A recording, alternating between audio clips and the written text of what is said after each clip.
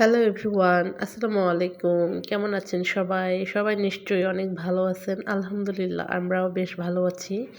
তো আজকে একটি নতুন রেসিপি নিয়ে আসলাম।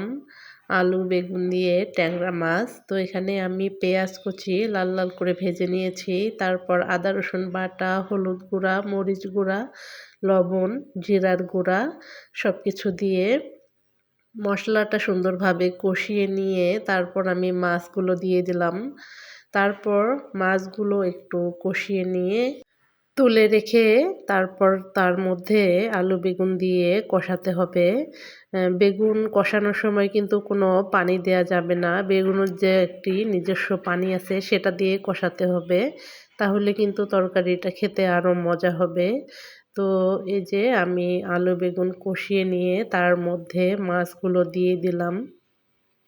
তারপর পরিমাণ মতো একটু ঝোলের পানি দিয়ে নামিয়ে নিলাম।